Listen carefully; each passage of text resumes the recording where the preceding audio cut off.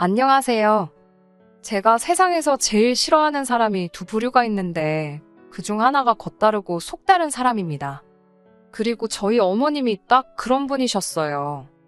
어디서부터 이야기를 해야 할지 모르겠습니다만 아무튼 어머님 때문에 찌질한 남편과 이혼까지 하게 되었으니 이건 뭐 감사 인사라도 드려야 할까요? 남편과는 대학 시절부터 알고 지내던 사이입니다. 다만 그때부터 사귀었던 것은 아니고 본격적으로 연애를 시작한 건 남편이 직장에 들어간 이후였지요. 참고로 그때 남편 나이는 29으로 저에 비하면 사회생활을 좀 늦게 시작했어요. 저는 대학을 졸업하자마자 취업에 성공했거든요. 만난 지 2년 정도 되었을 무렵 남편이 먼저 결혼하자고 이야기를 꺼내왔어요. 저도 당시에 남편을 많이 사랑하고 있었으니 그 프로포즈를 거절할 이유가 없었지요. 그런데 막상 결혼 이야기가 오가면서 서로 재정 상태를 오픈하니까 아무리 남편이 저보다 늦게 사회생활을 시작했다는 사실을 감안하더라도 모아둔 돈이 너무 없더군요. 게다가 시댁이 자식들에게 손 벌릴 정도는 아니었지만 장가갈 아들한테 집은커녕 차라도 한 대 사줄 형편도 못 되었습니다. 그래서 이 결혼을 하는 게 맞는 건가? 마음이 많이 심란했어요. 그러다 결국 철딱서니 없이 친정부모님께 도움을 요청했습니다. 솔직히 한 살이라도 젊고 예쁠 때 웨딩드레스를 입고 싶다는 욕심이 있었기에 돈 때문에 남편이랑 헤어진 뒤 다시 누구를 만나서 어쩌고 할 시간이 없다고 생각했거든요. 지금 돌이켜보면 참 철이 없었던 거지요. 그리고 다행히 친정부모님께서는 남편이란 사람 자체는 좋게 봐주신 듯 했어요. 그래서 저희 쪽에서 결혼식과 신혼살림에 들어가는 비용이 100이라고 하면 그중 75를 부담하고 남편 쪽에서 25를 부담하게 되었습니다. 게다가 친정아버지께서 중고차 관련 사업을 하셨거든요. 그래서 그 중에 정말 상태 좋은 저나 남편에게는 조금 과하다 싶을 정도의 외제차도 선물로 주셨습니다. 그런데 사람이 화장실 가기 전이랑 갔다 와서랑 마음가짐이 다르다더니 그게 딱 저희 어머님한테 하는 말이더라고요. 저희 어머님께서는 결혼 전에는 저만 보면 복덩이 하시더니 막상 저희가 식을 올리고 나니까 저를 부를 때마다야 너 하시기가 일쑤였습니다. 뿐만 아니라 어머님께서는 저와 모녀 사이처럼 지내고 싶다 하셨는데 말이 좋아 모녀 사이지 저를 대하시는 것과 신우를 대하시는 건 천지 차이였어요. 어머님이 저에게 기대하시는 딸 노릇이라 하면 어머님이 뭔가 필요하거나 갖고 싶을 때 그걸 사주는 말 그대로 물주의 역할이었달까요? 언젠가 한 번은 집에 있는 저를 갑자기 핸드폰 매장으로 불러내시더니 당신 핸드폰 기계를 바꿔달라 하신 적이 있습니다. 그것도 거의 200만 원에 육박하는 최신형 핸드폰으로요. 솔직히 전업주부이신 어머님께는 과하지 않나 싶대요. 그래서 제가 너무 비싸서 안 될 것 같다고 거절했어요. 그러자 어머님은 전에 보니 너네 엄마는 이거 쓰던데 당신은 왜 못 쓰냐고 따지시대요. 저희 친정어머니야 친정아버지가 사주셨거나 아무튼 당신 재산으로 사셨을 텐데 말이에요. 하지만 차마 그렇게 말할 수는 없었으니 아무튼 결국에 안 사드리기는 했는데 이후로 한 2주 동안 얼마나 삐져 계시던지 잘못한 것도 없이 제가 정말 죄인 모드였다니까요. 게다가 또 한 번은 당신도 취미생활로 골프를 치고 싶으시다며 저더러 골프채 세트를 사달라고 하셨습니다. 아시겠지만 골프채 세트가 몇만 원 가지고 될 일이 아니잖아요. 그래서 어머님께 제가 중고시장을 한번 찾아보겠다 했어요. 말이 나와서 말이지만 친정부모님이 재산이 좀 있다고 해서 그게 제 돈은 아니잖아요. 저는 이미 결혼하면서 친정부모님으로부터 큰 도움을 받았던지라 친정부모님께 더는 손 벌리고 싶지 않았고요. 특히 시부모님께 뭘 해드리기 위해서 친정부모님의 재산을 끌어올 생각은 추호도 없었지요. 세상 천지에 고생 안 한 사람이야 없겠지만 저는 저희 친정부모님 자식이다 보니 저희 친정부모님이 세상에서 고생을 제일 많이 하신 분들 같고 그러니 자식으로서 늘 애틋하고 감사한 마음이었거든요. 그리고 그렇게 힘들게 일궈놓으신 재산을 막말로 남 좋은 일 시키는데 쓰고 싶진 않았어요. 아무튼 본론으로 돌아와서 제가 중고시장에도 골프채 세트가 종종 올라오니 조금만 기다리시라 했습니다. 그러자 어머님께선 정말 불같이 화를 내시면서 니네 엄마가 치겠다고 했어도 중고를 사줬겠냐는 거예요. 이때는 정말 저도 화가 많이 나서 저희 어머니야 당신 재산이 있으시니 알아서 사서 쓰실 거라고 받아쳐버렸어요. 그러자 제가 재산 가지고 당신을 무시했다며 어찌나 통곡을 하시던지. 정말 조선시대였다면 석고대죄라도 해야 할 판이었다니까요. 그리고 처음엔 눈치채지 못했는데 어머님께선 제가 행여나 남편을 무시할까봐 늘 촉각을 곤두세우고 계셨어요. 저로서는 남편이 말 그대로 가진 게 없다는 걸 알면서도 시작한 관계였기 때문에 그쪽 부분으론 남편을 무시하고 그럴 이유가 전혀 없었는데 말이지요. 하지만 어머님은 당신의 자격지심 때문인지, 제가 남편에게 얼마나 잘하고 있는지, 남편을 고생시키진 않는지 그런 부분들을 끊임없이 묻고 따지셨습니다. 그리고 그중 하나가 운전이었지요. 저는 수능을 마치자마자 친정어머니의 권유로 면허를 땄어요. 그리고는 아버지가 대학교 입학 선물로 소형차도 한 대 사주셨고요. 그리고 그때는 주변에 운전하는 친구들이 많이 없었기 때문에 어린 마음에 괜시리 으스대고 싶대요. 그래서 차를 운전하는 날이 많았어요. 하지만 운전이란 게 저만 정신을 똑바로 차린다고 사고를 피할 수 있는 건 아니더군요. 그날도 저는 평소에 오가던 사거리에서 제 신호를 기다리고 있었습니다. 그런데 어떤 정신 나간 운전자가 신호를 무시하고 대기 중이던 저를 들이받은 거예요. 다행히 큰 부상은 피했지만 정신적 충격이 컸다고 해야 할까요? 그날 이후로부터 얼마 전까지 저는 운전대를 잡기가 어려웠으니까요. 그리고 남편은 이미 결혼 전부터 이 사실을 알고 있었어요.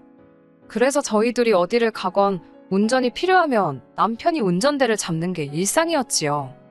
친정아버지께서 남편에게 차를 주셨던 것도 그런 남편에게 당신 나름대로 고마움을 표현하신 거고요. 하지만 어머님께서는 저희 친정아버지가 차를 해주셨다는 사실은 온데간데 없이 잊으시고 그저 운전대를 잡은 당신 아들만 불쌍해 보였던 모양이에요. 어머님께서는 운전대를 잡은 남편을 발견할 때마다 제가 당신 아들을 무슨 머슴 부리듯 부린다고 생각하신 건지 저더러 왜 운전을 못하냐고 다그치기 일쑤셨습니다. 그럴 때마다 저는 그런 어머님이 야속하기도 했지만 동시에 시어머니는 시어머니구나 생각하며 어머님을 이해하려 했고요. 그런데 그런 대화가 있고 얼마 지나지 않았을 때였어요. 신우가 남자친구 어쩌고 하며 이야기를 꺼내더니 자기도 면허를 따야겠네 어쩌네 하는데 어머님께서 대번에 네 남자친구가 운전하면 되지. 네가 뭐하러 면허를 따냐고 그러시는 거예요. 어이가 없어서 제가 어머님을 한번 쳐다봤습니다. 그러자 어머님께서 하시는 말씀이 신우 손 좀 보래요. 저렇게 작고 고사리 같은 손으로 운전대를 어떻게 잡냐고요. 담배도 잘만 피는 손인데 운전대는 왜 못 잡냐고 한마디 하려다가 꾹 눌러 참았네요. 그리고 그쯤에서 어머님이 멈추셨으면 제가 이렇게 사연을 쓰는 일은 없었겠지요. 하지만 어머님께서는 또다시 저에게 운전 좀 하라며 화를 내셨고 그날은 도저히 저도 그냥 넘어갈 수가 없어서 어머님께 그동안 서운했던 감정을 속사포처럼 쏟아냈습니다. 그러자 어머님께선 당신이 하셨던 말은 다 저를 생각해서 그런 거라며 오히려 시어머니한테 이렇게 대드는 며느리는 처음 봤대요. 그러면서 저더러 똑바로 사과하지 않으면 두 번 다시 얼굴 볼 일 없을 거라나요. 솔직히 제가 어머님하고 얼굴 안 보고 지내서 불편할 게 뭐가 있겠어요? 그리고 무엇보다 저는 잘못한 게 없었으니 어머님께 사과드릴 생각이 없었습니다. 그래서 남편을 통해 어머님의 의중을 전해들은 이후로 한 번도 어머님께 먼저 연락드리지 않았네요. 그리고 그 시간이 한 달 가까이 길어지자 남편이 자기만 중간에서 죽어난다며 자리를 한번 만들 테니 어머님이랑 한번 이야기 좀 잘 해보라나요. 그렇게 어머님, 아버님, 남편 그리고 저까지 네 사람이 모이게 되었습니다. 어머님은 당연히 당신이 사과를 받을 자리라고 생각하고 나오신 게 틀림없었어요. 저를 도끼 눈을 뜨고 노려보시는데 완전 너 한번 뭐라고 떠드는지 두고 보자는 식이셨거든요. 하지만 저는 제 입장을 이야기하러 간 거지 사과를 드리러 간 자리가 아니었습니다. 그래서 어머님께 신우한테 하시는 말씀과 저한테 하시는 말씀이 왜 그리 다르신 거냐고 물었지요. 그러자 어머님께선 기껏 나와서는 또 저따위 소리나 한다면서 화를 내셨습니다. 아버님도 저더러 너도 적당히 하라면서 어른을 이겨먹어야겠냐고 소리를 지르셨고요. 그리고 그나마 믿었던 남편마저 시어머니한테 죄송하다 한마디 하면 어디 덧나냐며 제 편을 들어주지 않았어요. 정말이지 여기 내 편은 하나도 없구나 하는 생각에 눈물이 주르륵 나더라니까요. 결국 저는 친정 부모님께 전화를 드렸고 그동안 겪었던 서러운 일들을 전부 다 이야기했어요. 어른답게 제 힘으로 해결하고 싶었지만 세 사람을 상대하려니 쉽지 않았고 생각나는 사람은 친정 부모님밖에 없었거든요. 그리고 이튿날 오전 10시쯤 되니 친정 부모님께서 저희 집 초인종을 누르셨습니다. 남편은 저희 친정 부모님이 오시는 건 모르고 있었기에 특히 저희 친정아버지를 보고는 진땀을 빼대요. 친정아버지께서 남편을 앞에 앉혀두곤 왜 어머님이 그런 식으로 저를 대하시는지 대놓고 물으셨어요.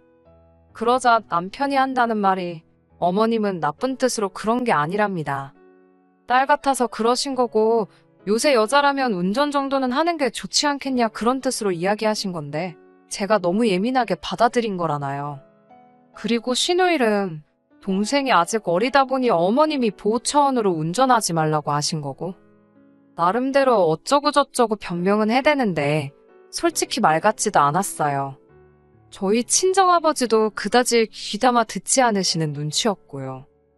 그리고 그날 점심 급하게 시부모님과 저희 친정부모님 그리고 저희 부부까지 6명이 만나게 되었습니다.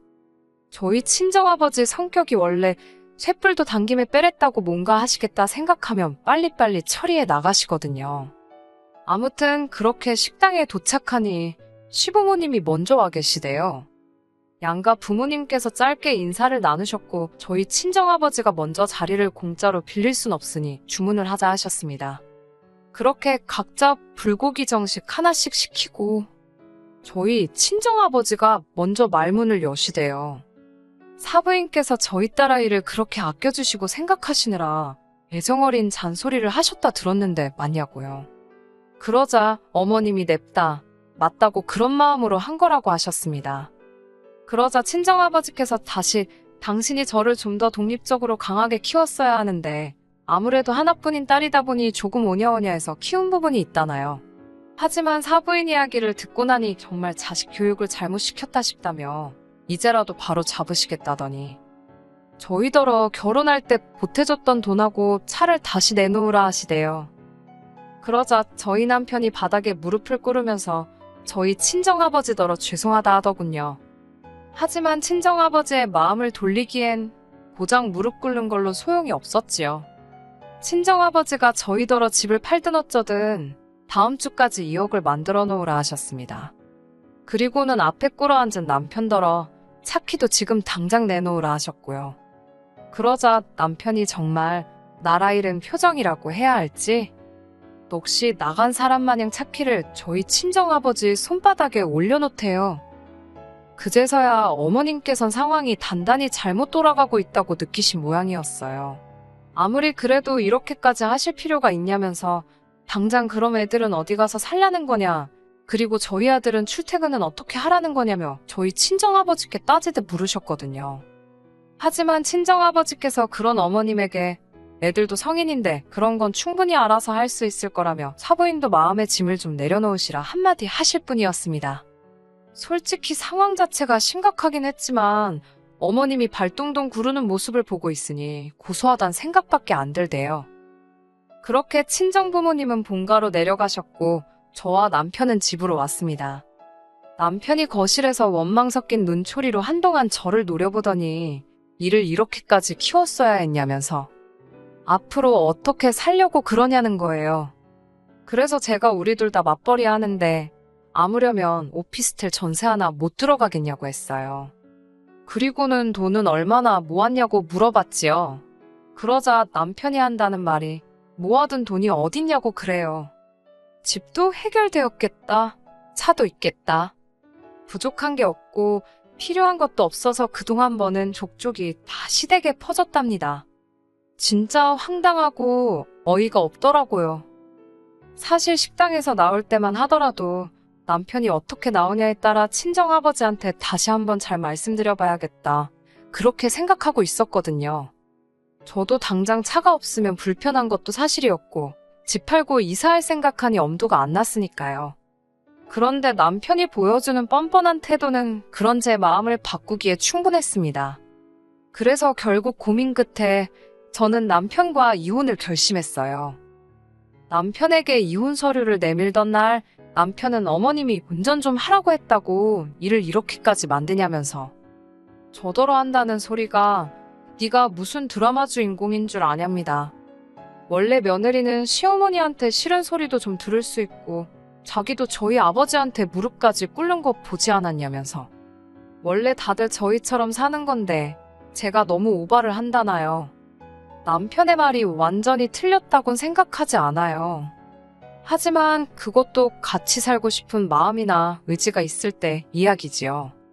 저는 오만정이 다 떨어져 버린 상황이라서 굳이 그렇게까지 버티고 싶지는 않더라고요. 그리고 지금 저는 남편과 이혼 소송 중입니다. 협의 이혼을 요구한 저에게 남편이 말 같지도 않은 위자료를 요구해서 어쩔 수 없이 시작했지요. 별 걱정은 없지만 제 예상보다 길어지는 게 짜증이 나네요. 집은 팔았고 친정아버지께 돈도 돌려드렸어요. 이후로 저는 오피스텔에서 생활하고 있고 남편은 본가로 들어갔다 들었습니다. 사람이 독립적이어야 된다고 외치시던 어머님께선 정작 30대 중반에 한번 갔다 온 아들을 품고 살게 되셨으니 인생 참 재밌네요. 한편 저는 운전도 다시 시작했습니다. 몇 년 만이라 도로 연수부터 다시 시작했는데 처음 며칠은 손발이 정말 덜덜 떨리더라니까요. 아무튼 어머님의 말 한마디로 제 인생이 좋은 쪽으로 흘러가게 되었잖아요. 언젠가 감사 인사라도 한번 전해야 할까요? 어떻게 사연을 마무리해야 할지 모르겠네요. 아무튼 저는 지금은 잘 지내고 있어요. 무수히 많은 이야기들 중 하나였을 텐데 들어주셔서 감사합니다. 끝까지 들어주셔서 감사합니다. 오늘의 사연은 여기까지입니다. 구독과 좋아요, 알람 설정 부탁드리고 더 좋은 사연으로 다시 찾아뵙겠습니다. 감사합니다.